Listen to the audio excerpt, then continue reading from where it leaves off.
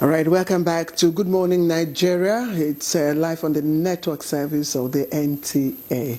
Now, to begin our conversation on sustainable development, impact of global collaboration, let's take this background report by Ibrahim Belokunda.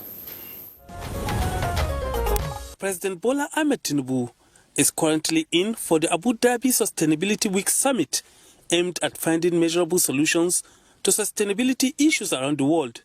Arguably considered the largest sustainability forum globally, the summit focuses on energy transformation, food security, impact of emerging technologies on sustainability, among others, all aimed at fostering collaboration and dialogue among global leaders and experts. Earlier in 2025, President Bola Tinubu at the Abu Dhabi Sustainability Week Summit announced plan for a $2 billion climate fund to boost Nigeria's energy transition and attract foreign investment, thereby providing a platform for Nigeria to position itself as a leading player in sustainability development. More than ever before, collaborations in such summits have played a significant role in building sustainability in Nigeria by fostering partnership, driving policy reforms, and attracting investment. Some notable examples include the fallout of Nigeria's diplomatic mission to Brazil and Japan, which pushed trade to new frontiers, with Nigeria's non-oil export rising from 19.6% to $3.225 billion in the first half of 2025. Another milestone is the outcome of the Tokyo International Conference on Africa Development TICAD 9, where the LCCI welcomed Japan's $238 million collaborative financing framework for upgrading national electricity generation grid infrastructure. The investment gestures from Japan and other economies encourage Nigeria to equip its youth population with vocational and technical skills to capitalize on opportunities in labor-intensive sectors, such as those found in high manufacturing countries like Japan. President Tinubu's attendance at various summits yielded several economic benefits as Nigeria's GDP grew by 4.23% in second quarter of 2025, exceeding projections and validating the president's reform programs. Already at the 2026 summit, the president announced that Nigeria will co-host Investopia with the United Arab Emirates in Lagos this February. How have international partners contributed to Nigeria's progress in achieving the Sustainable Development Goals, SDGs? What are the gains recorded from previous summits and bilateral engagement? And what should Nigerians expect from Abu Dhabi Sustainability Week Summit? These and more are some of the questions guests on Good Morning Nigeria will find answers to as we discuss Nigeria's engagement in 2026 Abu Dhabi Sustainability Week Summit. Thank you very much, Ibrahim, for that background report. What should Nigeria expect from the Sustainable Development Summit? Well, our guests are here, and I'm sure that they will be able to give some solutions to some of the questions that you have asked. First, let me introduce in the studio Professor Ken Ife. He is the economic policy analyst. Prof, good morning and happy New Year. Good to have you this year. Thank you so much for having me. All right. And good morning, Nigerians. Good morning, Prof. We also have joining us Dr. Adeswa Ereduawa. She's joining us via Zoom. She's a senior research fellow, International Economic Relations Division of Nigerian Institute of International Affairs, NIIA, and in Lagos, and she joins us via Zoom. Good morning, Dr. Ereduawa. Good morning, Prof. Good morning, everyone. I'd like to start with you, and I just want us to begin some clarifications before we even delve into the nitty-gritty of the collaboration context, because I hear a lot of countries do nation first, these days. So I would like you to clarify for us what is really happening between multilateralism and bilateralism. Are we returning to the era where realists now, put power, security, and national interest first? Absolutely. I'd say that there seems to be a greater intention in striking a balance between national interests and, or between bilateralism and multilateralism. And I think that has been brought about by the new nationalistic Make America Great Again posture by President Trump. With his new trade policies and tariffs, that drove countries to start to re-strategize their policy, their trade policy, and their engagement policy with other countries. So you see countries are now looking elsewhere, diversifying trade partners, and taking more seriously how to balance and spread out their risks as it relates to trading. All right. Thank you very much, Doc, for that, your opening shots there. Let's come back to the studio. We'll get back to you later. Prof, I mean, it's so obvious now that a lot of countries have realized that collaboration is the way to go, that no man is an island. When we talk about sustainable development, what do we really mean, and why are countries collaborating now? There's so many reasons why countries collaborate. They collaborate on all kinds of cooperation in education, social, economic, trade. Trade always drives because people want to earn money from foreign currency and all that. So there are many reasons. But then the context of the collaboration could be bilateral, could be plurilateral, then it could be multilateral. So those are the three axes. We are not having problem, as she said, on multilateral because Trump is distorting the entire equation.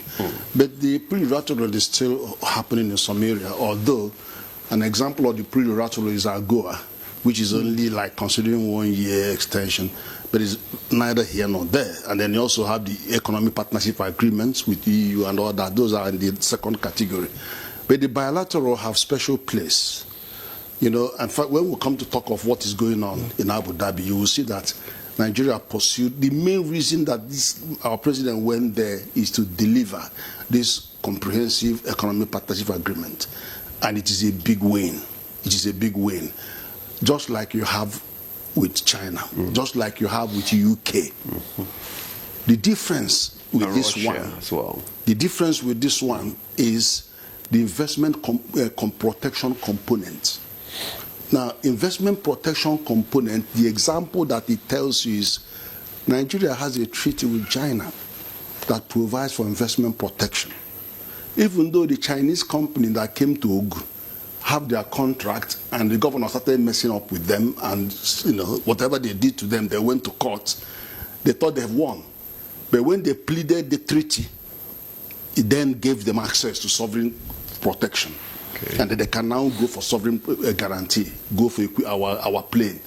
That's the kind of investment protection that you have in this agreement. No. Now, the reason why you need it is because, first of all, we have moved away from talking on the climate to action. And action is about bring your money. Where is the money?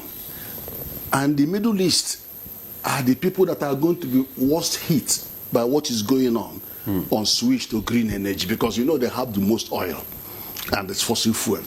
So they are carrying that burden to say, when we want to talk about money, come here. But Nigeria has an objective to infiltrate their sovereign fund. Now, sovereign fund is very, very tough. They need stronger guarantee. So you needed the kind of comprehensive investment agreement we have now with a component of investment guarantee for you to begin to think of accessing their sovereign fund. Okay. So do you understand the difference? It's not like WTO said that you go to tribunal, no. That one is, we will come, but don't mess with our investment. Because if you do, we will be heading out to your sovereign guarantee. Do you understand what I'm saying? So that's a very different dimension. But then you are going to see the door open to serious money come in. And also, foreign investments also want to see what are you bringing on the table.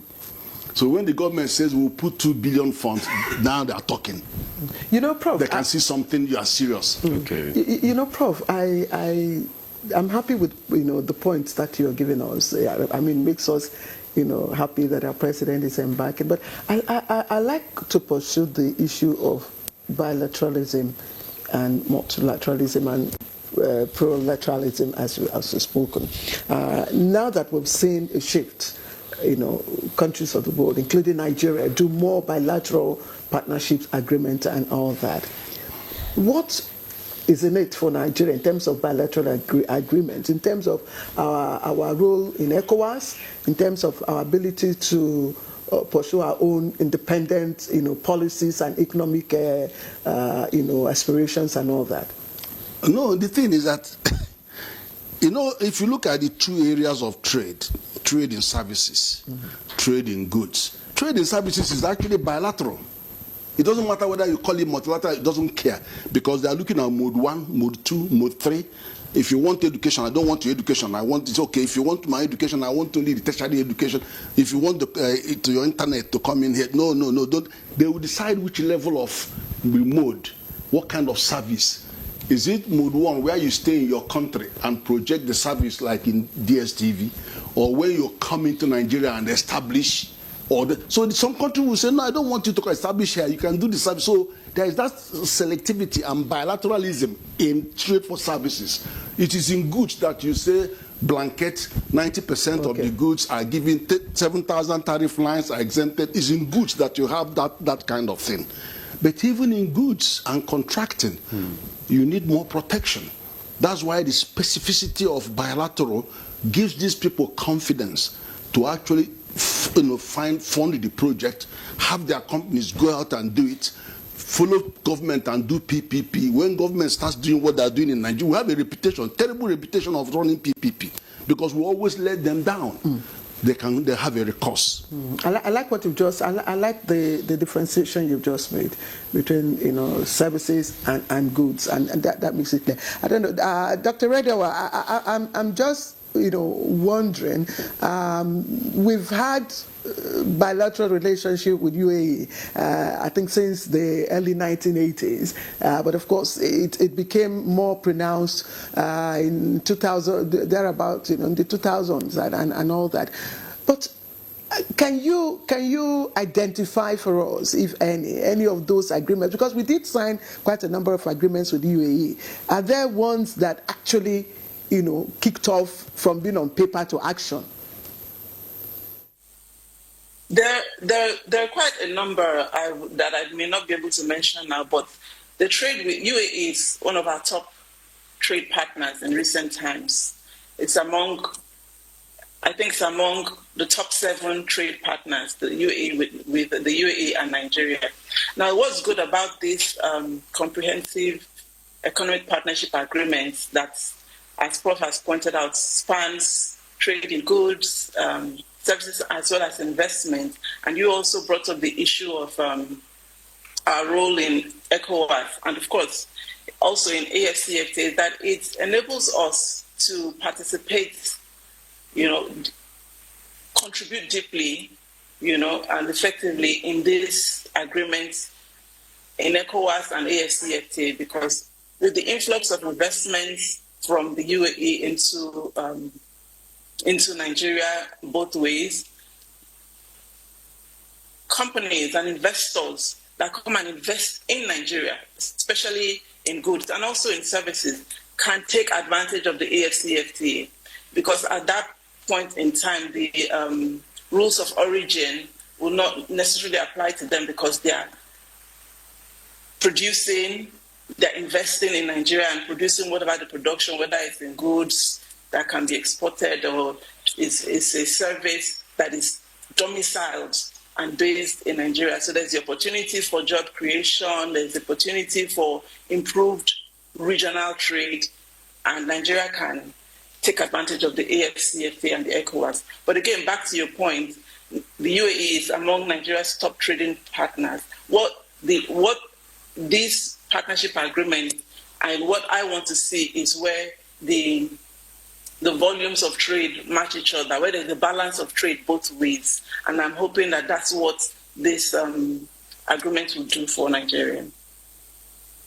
Doctor, yes, it will do a lot for Nigeria, because this is the second time actually that the president will be visiting UAE on such a bilateral agreement. But I just want to find out from you, how do you think that this strategic development can actually help our economy?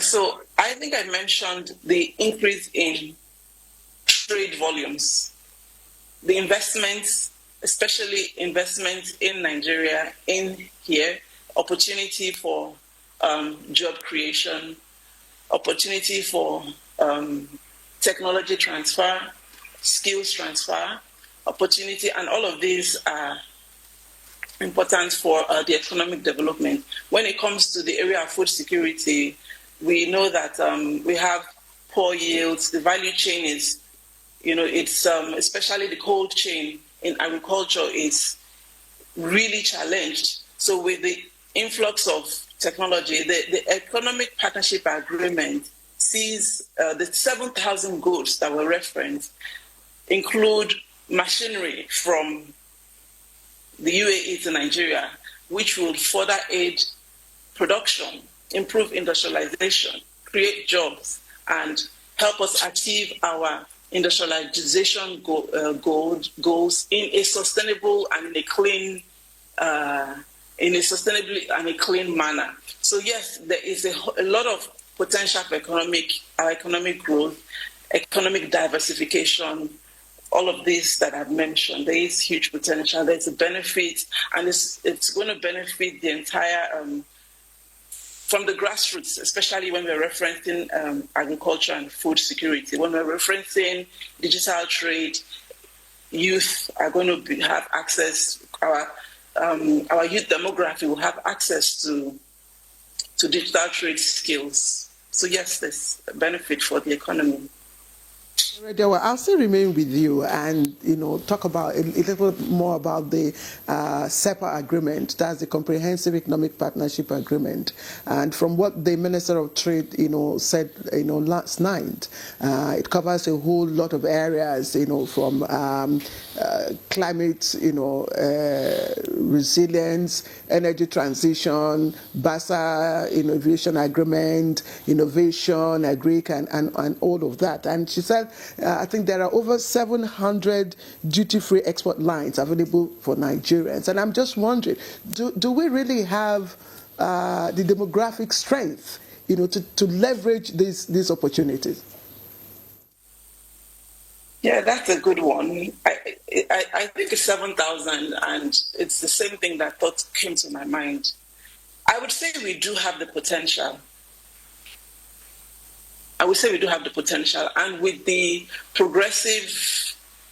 with the president's progressive reform agenda, if everything is put in place accordingly, that potential can be turned into, opportunity that we can see, that can be measured. We do have the potential across all these sectors. The president is particular about, for example, energy transition, and we know that he put a lot of focus on energy transition. I think that's also very important for us, because when you compare, for example, a developing country like Uruguay that has achieved 100% clean mix and about 96% renewable energy for its electricity, it's vital for us to turn our potential to practical opportunities. And now, where the president's speech and all the agreement is taking us to is that we need to apply pragmatism to our case, in the sense that these are things that we may not be able to do alone. We need the funding. And that's why the investment drive, the partnership, and the call for funding is a way to see that potential turns to opportunity. So right now we may not see how we take advantage of. We may not see 7,000. We may not see 7,000 goods, that Nigeria can trade with the UAE, but we see huge potential. So yes, it's more about the potential and the posture of the president through all the policies and the investment drives to see this potential become a reality. Dr. Eredua, we see huge potentials becoming a reality. Thank you for your comments there. While you were talking, I mean, we have another guest who has just come into the studio, talking about Ambassador Bode Adekeye, who was former acting Nigeria High Commissioner to Kenya. Ambassador Adekeye, it's good to have you join us on this conversation. Thank you very much for having me. Good morning, and good morning, Nigerians. All right, we'll leave you to just relax a bit, so that we'll just come back to Prof now. Prof, I mean, already Nigeria and the United Arab Emirates have signed a comprehensive economic partnership, and how do you think, how strategic is this to boosting our economy? On a bilateral basis, we need this because we need as much access to them as they need to us. Okay. And notice that one other interesting thing, that is 3 months visa, that you can just go and explore. Nigerian can just go in there and explore market 3 months in every year. That's useful. I was going to come to that because that's another question on itself. The 3 months useful, very, very useful. Yes. Because that place has become an international marketplace. So one of the things you gain is just to go there. Okay. All goods arrive there. Go and see. So you know whether you can produce to sell and what you can buy to produce. Okay. The second motivation is that they themselves want you because you are a gateway for them into Africa continental free trade. And entering into your market as investors, producing something overcomes the rule of origin issue. So they are in Africa, they're as good as being in every part of Africa. Okay. But with the safety of the numbers of Nigeria, which is 230 million buyers, and the investment protection Nigeria is going to give to them. Remember, that was the first thing I talked about. Another motivation for Nigeria to go there and do this is because we are putting our finger on the sovereign investment fund. You know, these guys, that guys don't have the hundreds of billions of dollars in sovereign fund. And for you to touch that money, you needed to give them what they wanted, investment protection, which I described. But they can come in here decisively because they have the money. And then the other one that we now, because one of the big challenges is when you want to borrow money for anything, any project, China, so they always want you to put down 15%. So when the government says, all right, we're going to put a fund of $2 billion, yeah, you are serious. You are talking. Do you understand? So that is the significance of this win-win situation. They need something from us. And I remember I began by telling you that they have to now lead the climate action because it is now about action, not about talking. And they have to lead it because they're the most vulnerable. It's about removing their source of income, which is crude, fossil fuel. So they're going to have to, and they have all these hundreds of billions of sovereign funds. They have to invest them somewhere because they are going to be facing a meltdown on their traditional source of revenue. So they will do trade. Trade will give them a subsidy revenue. Investment in infrastructure will have, as Russia and China does, but investment in productive capacity will seal the deal for them. Do you understand the difference? Okay. Using Dubai alone as a trading something is not enough. Being able to bring their investment here to manufacture, to produce for African market, and for replacing their original source of wealth is very, very critical for them. So it's a win-win for both parties. Okay. All right, Prof, thank you. So let's bring in Ambassador. Ambassador, thank you very much once again for joining us. You've heard, Prof, talk about, the win-win, but 7,000, duty-free investment export lines available for Nigerians to leverage. Dr. Eredua has said, look, yes, we should be talking about the potentials. That's what we've got. But where does, Nigeria come in here if we're looking at just potentials? And the concern is if we're just dealing with potentials and not the actuals, the real, tangible things to leverage onto, export, then we run the risk of, some kind of shocks, over dependence and all that. I don't. Thank you very much. First of all, let me say that at this stage, we should not be talking about potentials.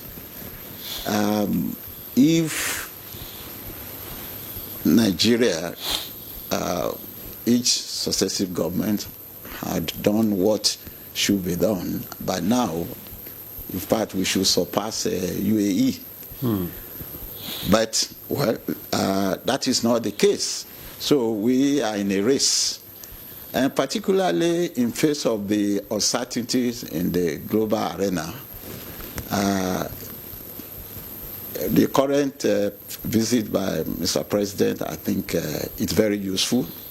First of all, at two levels. At the multilateral level, which is the summit, and of course, at the bilateral level, the agreement which you were talking about, just at the sidelines of the summit. Like I said, the situation right now in the world is such that we are experiencing tension, conflict, uncertainties. We are experiencing tariff wars, and in which developing countries like Nigeria, are the losers. So what then can we do in face of this situation?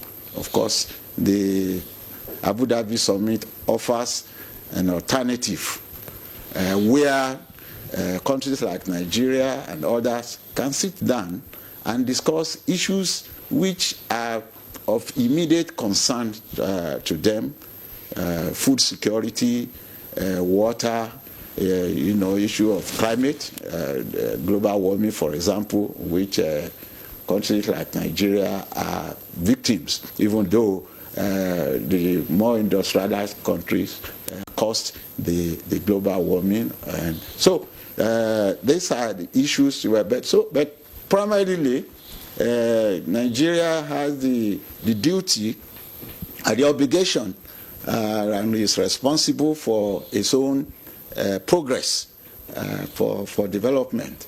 And so, one, take the issue of energy.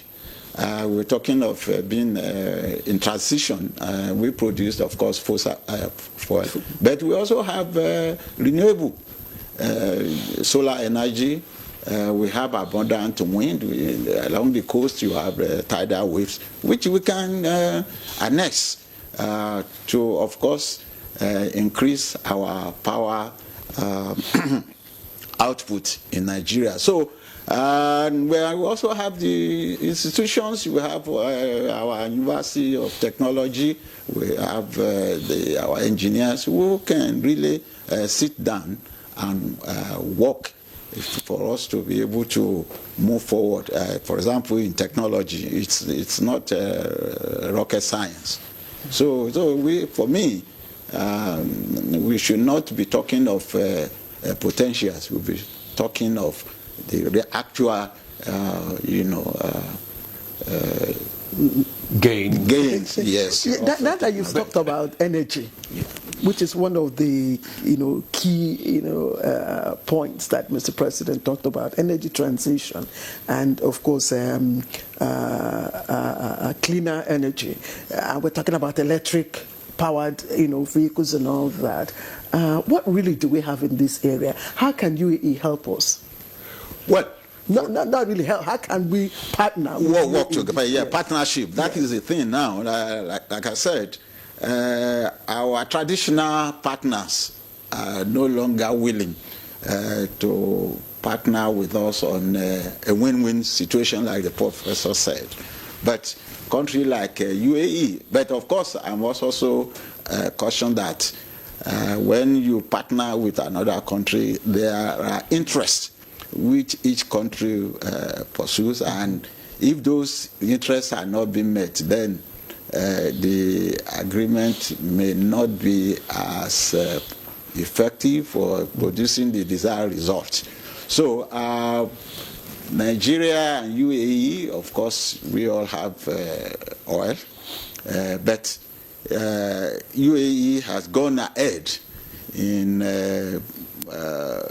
production of renewable energy, which we are still struggling with in Nigeria. But we have all the resources. You're also talking of, if you're talking of electric vehicles, for example, we have abundant of the natural resource minerals, for example, that strategic mineral resources that we can now harness to produce all that we need in Nigeria. But like I said, countries like UAE and other countries like Brazil, that we can partner with. And Mr. President has been doing that since he assumed office.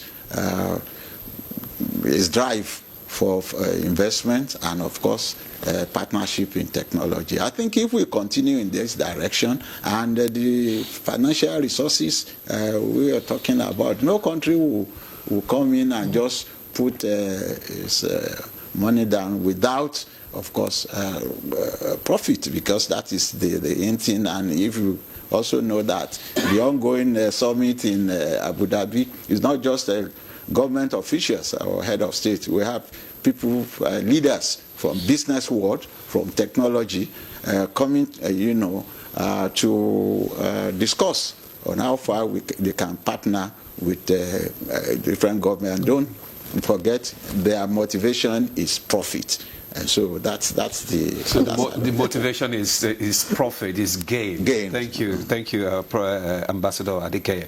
Okay, let's go back to Dr. Eredua now. I mean, this is not the first time that Nigeria will be signing bilateral agreements. There have been several bilateral agreements signed, with other countries, and this is actually the second time that the President Tinubu will be going to Abu Dhabi.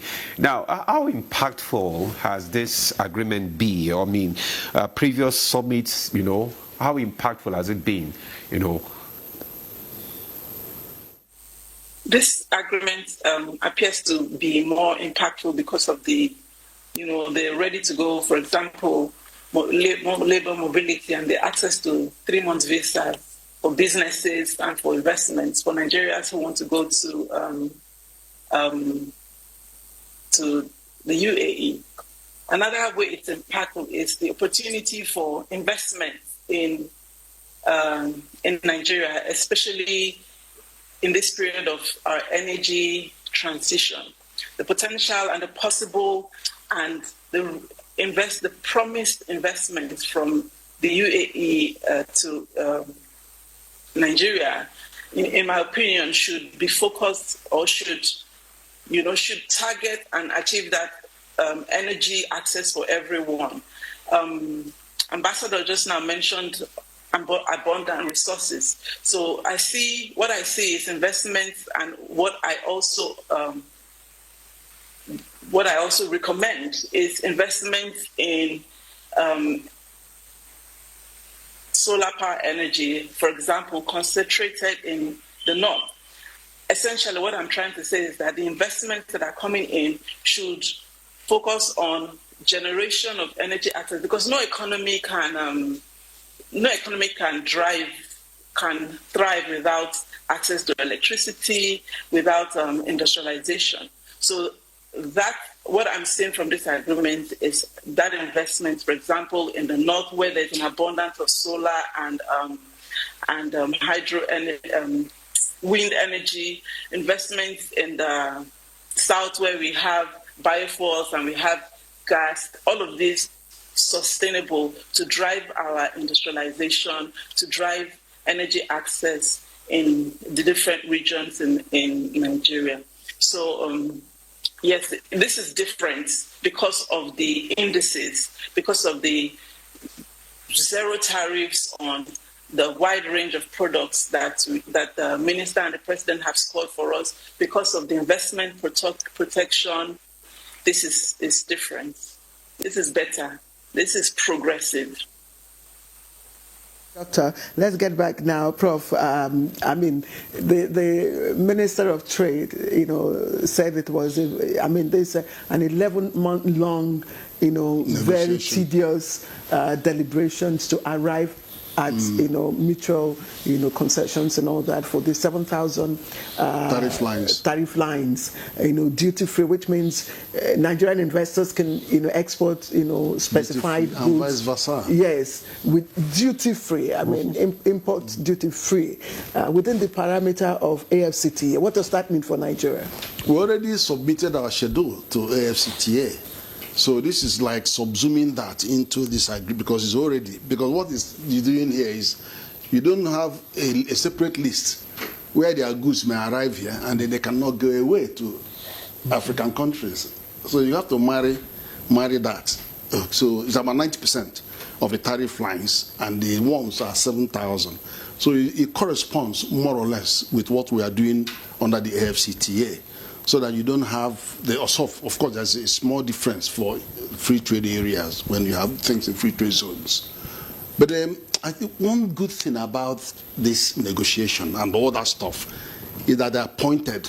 Pointed means it's not woolly. When you read so many other agreements, it's just about cooperation in education, standard language, diplomatic language. All the other ones they do with other countries, the cooperation in education, cooperation in health, cooperation. There's no substance. Okay. Here, they're focused and targeted. For example, the kind of numbers they are looking at in the area of SEPA is $10 billion. That's the kind of number they are looking at.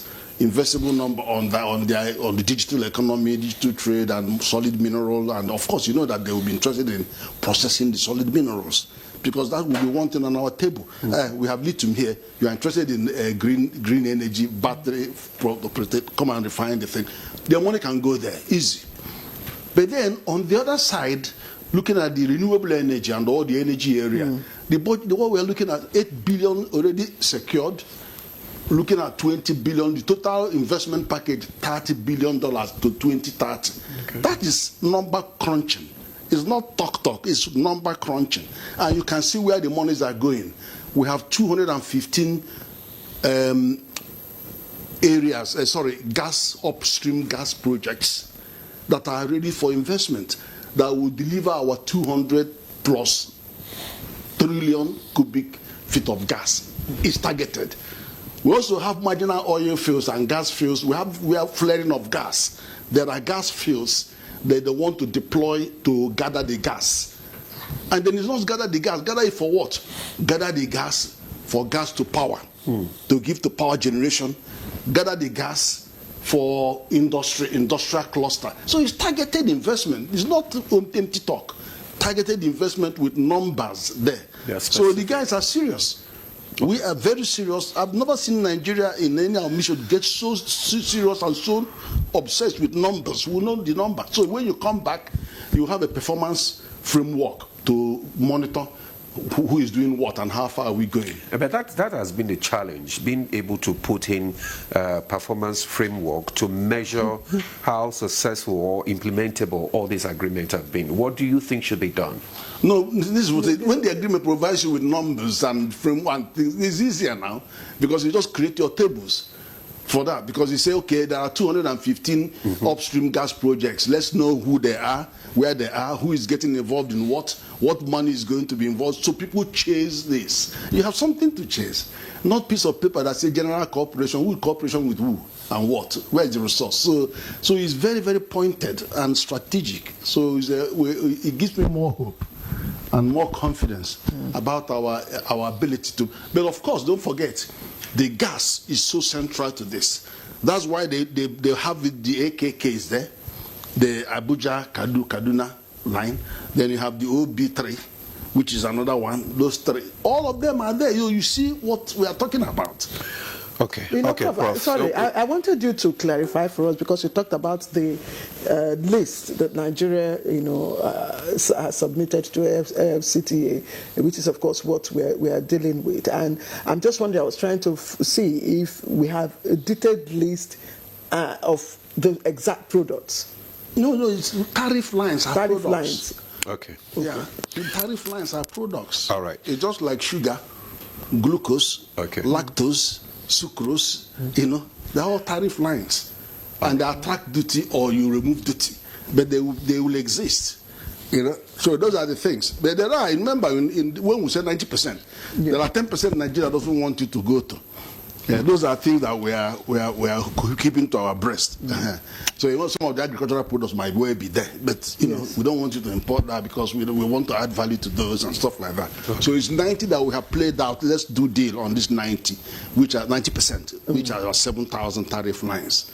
And then you just want to make sure that there's a correspondence between what you've already issued to Africa under the AFCT and also ECOWAS as well, and then what you are signing off. All right. So that you don't trap somebody's investment somewhere in between with the expectation. So there's a sort of convergence. Okay, let's be correspondence. Okay, let's take some of the comments and questions that we have had to receive from our viewers. This one is from Ahmed Baba Dikwa from Maiduguri. It says, no nation can thrive in isolation. For Nigeria to fully activate its immense potential in economy, education, trade, and counter-terrorism, seeking strategic and collaborative partnership is imperative. However, it is equally incumbent upon us to ensure that this outward engagement does not derail the crucial domestic reforms that form the very foundation for sustainable progress and credible international cooperation. Ambassador Caleb Jingeri from Plateau says, collaboration brings strength, builds team spirit, and promotes new ideas which are used for economic development and policy making. Then Ibrahim Biu says successive administrations in Nigeria should build past gains and agreements while seeking new partnerships for sustainable development. Then Musa Awal from Kano says the strive by the present administration is commendable. However, the world is a global village, hence technological transfer and exchange of technical knowledge should be part of the agreement for Nigeria to continue to progress.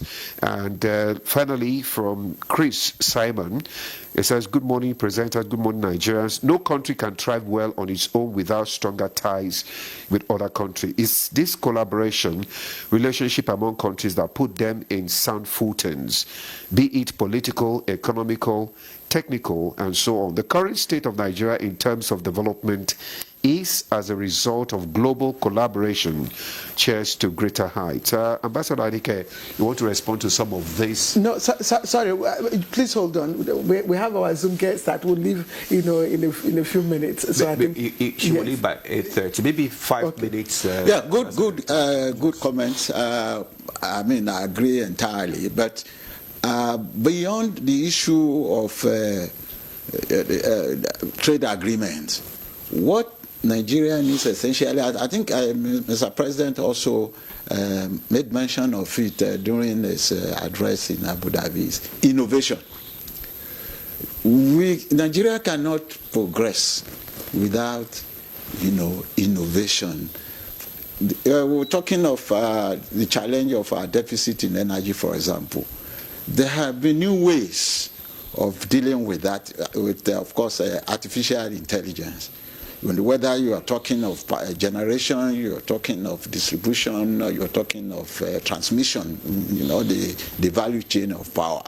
Innovation, I mean, the use of artificial AI is so dominant now that, as a matter of fact, when I heard that Mr. President had signed agreement with the UAE, and I believe that the use of, technology, advancement in technology will be part of that. And UAE is already advancing in that area. So it should not be business as usual, like the professor said. But then, the contents, or what do we have to offer as a country? Is it the old food products, cocoa, granite, and all whatnot that we used to? If that is the case, then that agreement will really not achieve its. But we should go beyond that, process our products, and that, of course, will be competitive with the UAE. Right. So I agree entirely that indeed international cooperation is very, very key, in moving forward in our efforts for sustainable development. All right. Dr. Redewa, I'm going to lump my questions to ask you, maybe 3 in 1 because of the limited time you have with us. The first is on aviation, and we know that, Nigeria has the largest aviation market in Africa. We all know that. This negotiation, what should we be looking at so that we are not seen to be giving in too much, and of course depriving ourselves of the economic value that should derive.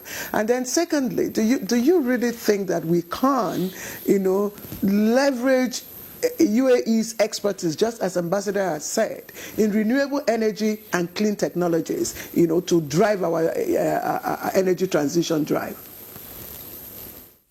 Well, thank you. What we should be looking at in this partnership in trade, we should certainly, as the President mentioned, move beyond raw exports. Fine, we have the priority minerals in lithium and other battery minerals and limestone and all. We should move beyond raw exports and leverage the investments such that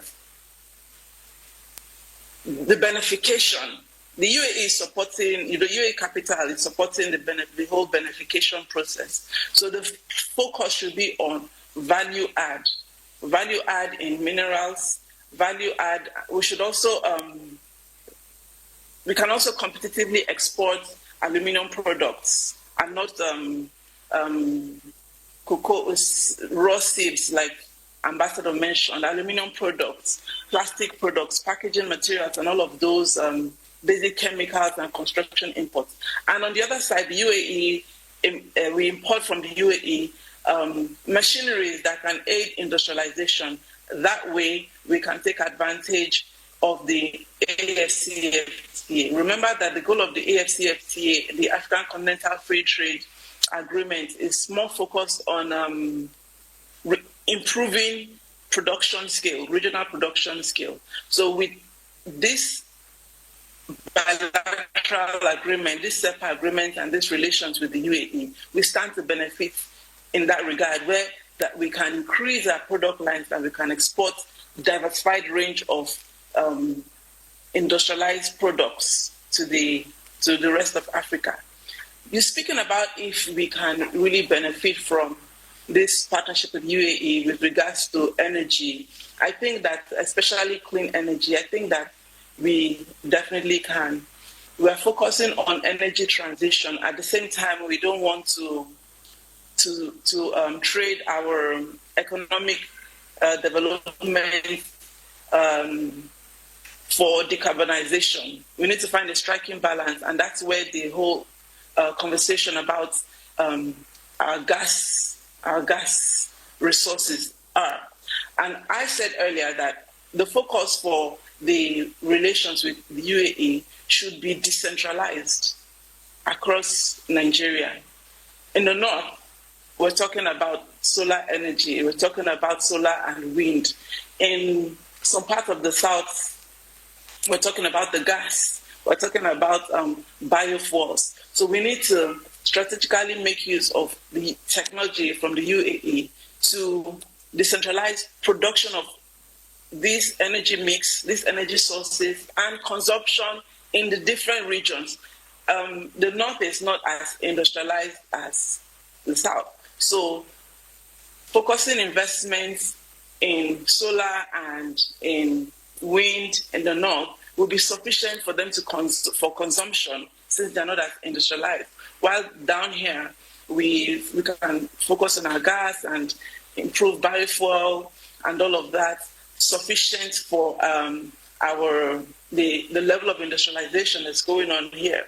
The important thing is, and the benefit that this relationship with the UAE I'd like to say again is that there's a balance between our economic development, our growth and diversification, and the decarbonization goals. Thankfully, as you've pointed out, the UAE has sufficient technology to help this energy transition in a way that benefits Nigeria, in a way that's win-win for both parties. Aviation, our aviation, engagements with the UAE. So, yes, with the new, I'm sorry I missed that. With the new agreement where Nigerian businessmen and investors now have access to 3 months visas with the opportunity for investors to do business in the UAE and both ways, it's going to be a good opportunity, a win-win for the aviation industry. Our private aviation operators, I think that now is the time for them to take advantage of this window of opportunity for business, for goods, for exports and imports. Also, it's not just for the aviation, all the logistics line, but for the aviation, it's a good opportunity, and I think now is the time for our indigenous businesses. I don't want to mention our liners, for example, the ones we already know, to swoop in and take advantage for business and for exports of goods. Mm-hmm. All right, Dr. Redua, thank you so much. Our domestic airlines should take advantage of this windows of opportunity. Thank you so much for your contribution this morning. We gather that you have to go now, so we'll let you go. Dr. Desua Iredua is a senior research fellow, International Economic Relations Division of Nigeria Institute of International Affairs in Lagos. Thank you so much, Doctor. Thank you for having me. All right, we'll take a break now. When we return, the conversation will continue. Stay with us. Thanks for staying with us. You're still watching Good Morning Nigeria on the network service of the NTA. And the conversation is still on global impact collaboration. And we still have our guest. And before we went on break, Prof, you wanted to contribute to the question in regards to this aviation agreement. Yeah, I just wanted us to think about the aviation industry itself. Yeah. Because Nigeria is 4 times the population of South Africa. But South Africa has twice more traffic than Nigeria. They're doing 1.8 million. And we're even going down by minus 7% or so, less than half. So if, apart from increasing the volume, traffic volume in Nigeria, our investment, we can attract investment on aviation, more planes, more expanded, so that not only that we increase our traffic, but we'll be looking at aviation hub in Nigeria for Africa. And then even ECOWAS, can you imagine it takes us 2 days to go to Niger, which is just on top of us, because we have to go to Lomé to Ouagadougou, and that was, come on, when you could just do 1 hour flight across. So it's all to do with the investment. And of course, you know, the service MRO is also very, very expensive. It costs us about $2 billion just to service planes. So that partnership can cause a lot of investment to come to improve that area. Then I want to get more granular on innovation and technology, because the taste of this pudding is in the eating. Nigeria is doing well in the continent in tech hubs. And then tech hub investment, we're doing 40% of the whole. And then if you come to the number of unicorns, the number of people who become billionaires, local, we are doing like 6 out of 8. So we're doing well. But technology, and then we're also investing in digital technology, it's mentioned in the thing. But technology and innovation, as you mentioned, AI is one of them, artificial intelligence, they require energy, because data centers, they gulp energy, the energy we don't have. we have massive deficit in energy. Okay. So where are you going to get investment for this energy, for the data centers? We are nowhere compared to South Africa on data centers. And data center is equal to AI investments in technology. So that is a ray of hope in working with these guys. Not only that they are generating surplus, they're even generating a lot of energy on sun, solar.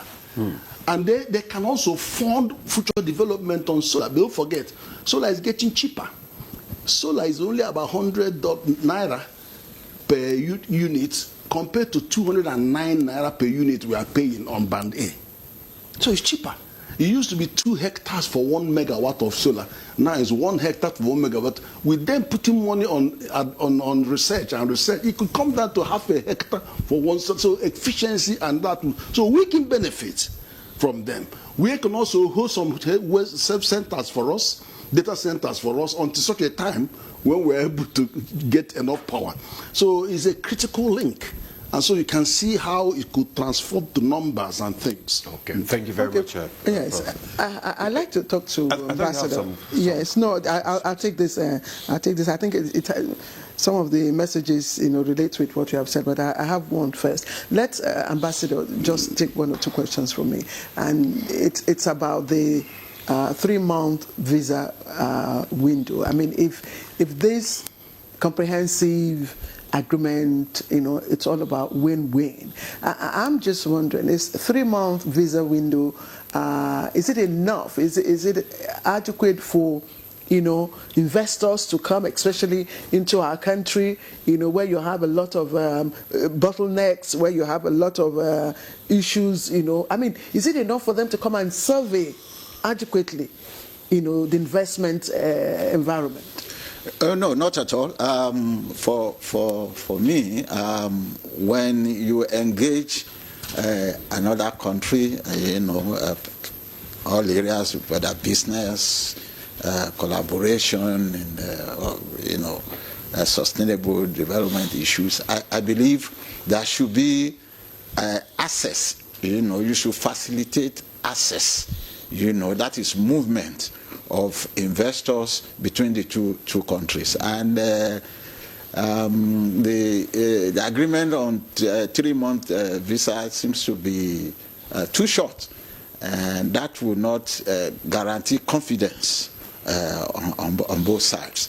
I mean, for example, an investor coming to a Nigerian investor going to UAE, and you just give him a 3-month visa. That does not show any confidence, And again, one may understand the situation because for Nigeria, the environment, we need to look at our peculiarity. The peculiarity in terms of the security challenges we're facing.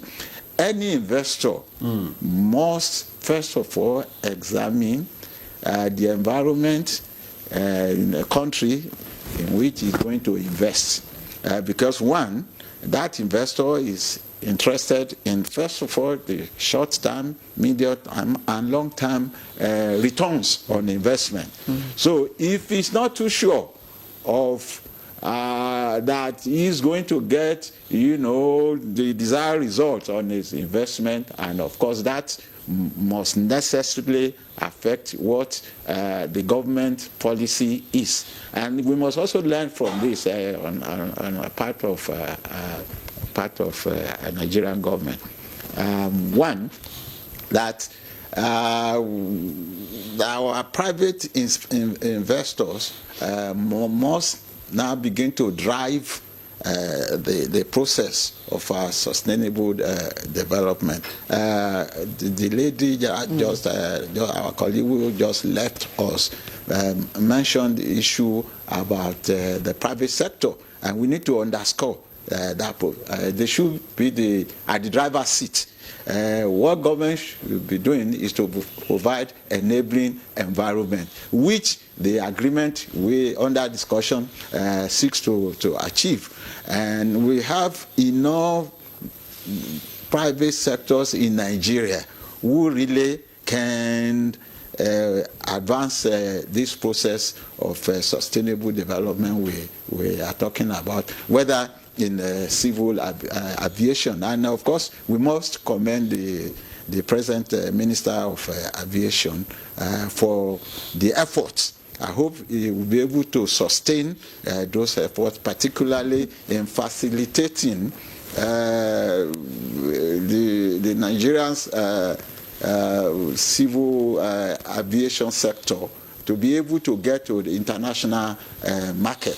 For example, in terms of leasing of aircraft, in terms of making sure that they are able to lease their the aircraft in in a favorable time that will also of course assist them to operate in Nigeria and of course make their profit. So, Ambassador, also, in other words, what do you think can be done? I mean, Nigerian government should do to measure the success of this development initiative? Thank you very much. Well, for every agreement, there must be benchmarks. All the agreements we have signed in the past, maybe we need to re-examine and assess that why we had not been able to achieve the desired result. And so we must now begin to do our business in a different way. If we have refused to change the way we do things, and yet we are expecting different results, that cannot be the case. So the government must begin now to put forward the benchmarks at what time and what ministry or who the official must be held responsible for the implementation of all these agreements, so that in the next 1 year or 2 years we'll see how far we have gone in achieving the result of all these agreements, particularly the one that has been signed. And I'm pleased that we have a Minister of Industry who I think is goal oriented, and so I believe she will be able to monitor the progress. Okay. All right. I'll just ask Prof before I take. I have two messages with me, and Prof Demola just asked measurement, but I will ask you for indicators to look out for. Our State House correspondent reported yesterday, like I said, that there was going to be a monitoring framework. A monitoring framework has been attached to this particular agreement, to make it different from other agreements, so to make it unique, and that it is expected that there'll be a mutual meeting at least once a year. So, from your perspective and expertise knowledge, what should be the indicators that we should be looking out for, within this window period? I think before I land on that, I think I needed to reflect on the visa thing. You have to bear in mind that there are several visa categories. The 3 months is for business people to come and have a look in. It's not for them to go and start working. That's not working permit. That's the visa for that. Yeah. Work permit. And the work permit doesn't give you only 3 months. If your students going to go to their university, it's not for 3 months. Universities are 3 years. But they are coming to look at the investment. 3 months is given in a year. So you can do it one month, or that 3 months, or whatever. But the fact that is only one visa category. There are several visa categories. We have investor status. In UK, if you can demonstrate £1 million investment, you get the permanent residence. America is $1 million. Then you have business permit. That say, I want to go and do business. They will give you business permit for 4 years. And so there are different categories: student visa. And there are other categories. Many of them, if you are going for hospital, there are treatment. So we just have to recognize that we are moving from nothing to something. And then there are other categories. Then in terms of performance management framework, performance and monitoring and evaluation framework, you also have to have an institutional framework that will operate the M&A framework. So it could be bilateral commission, binational between the two countries, a commission that sits, and they also may even need to have a conflict resolution provision. So what happens if there's conflict between any of us doing business or there must be where it goes and how it's articulated well. Then we have our National Bureau of Statistics that always has the data of what is exported and imported. So the data will be available. Then you have Ministry of Trade Industry that is really seated after the Ministry of after the Investment Commission telling us investment flows. They monitor trade flows. They also monitor development, industrial, because the Ministry of Trade, Industry and Investment. So they already have the institutional to actually gather the data. But all the data should be collated with the binational commission so that they keep on, seeing how they intervene and ease, and they use the data to do something. And they use the data to inform policy, not having data somewhere nobody can access the data. So there may be a web-based resource where somebody, or dashboard, a dashboard where you can see on a daily basis, on a weekly basis, what these indicators are and what numbers are getting. Numbers, they already have a target of $10 billion on the first one, then on the comprehensive agreement, and then they have $30 billion they are looking at for energy and all. So you can have how many investment to date, how much is pledged, how much is authorized. You have them on the dashboard. So everybody, it will be different. You're an economic development expert. What would you like to see now? That's what I'm saying. Yes. I want to see a dashboard. Okay. So that all indicators will land on that dashboard. So you don't need to second guess. Before we have our trade meeting here, you will be saying, "Oh, Prof, explain these figures." Okay. All right. Let me take my messages. Yes. I have two messages. This one is coming from Kashim Umar from Kanu. Kashim says, government efforts to track investments are commendable. However, equal energy must be devoted to addressing the country's security challenges, providing an enabling environment and critical infrastructure, and also tackling corruption. Without meaningful progress in these areas, sustained investor confidence will remain elusive, and potential investors will be discouraged from coming to Nigeria. Kashim Umar from Kanu, thank you. And this is from Engineer Raji Akinola. I agree with the comments from Dr. Adeswa. We have to use what we have geographically to source renewable energy, which will reduce dependency on current electricity structure across the country. Message from Engineer Raji Akinola. And I wanted to ask, again, taken from Engineer Raji Akinola's comment, what do you think about Dr. Adeswa's, comment on decentralizing, the gains from, UAE in terms of, energy transition?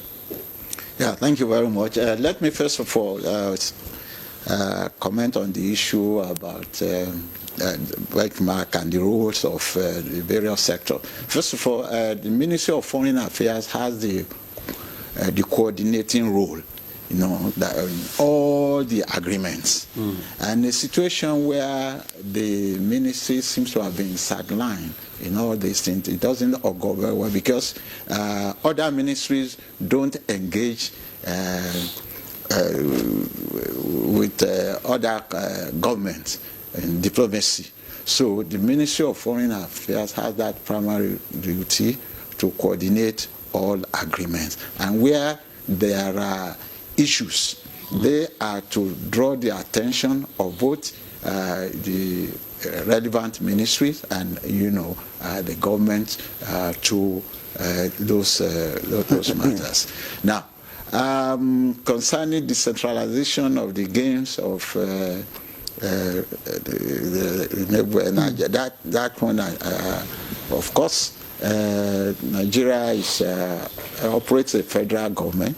There are different tiers of government. So it must be all hands on deck concerning, particularly where solar energy, abundant of sun in the north, but of course all working together, all working together, and The role of private sector again must be emphasized at this point, that we have our own national investors, domestic investors who can invest in all these areas and yet make that. So we should not pin all our hopes on foreign investors coming in.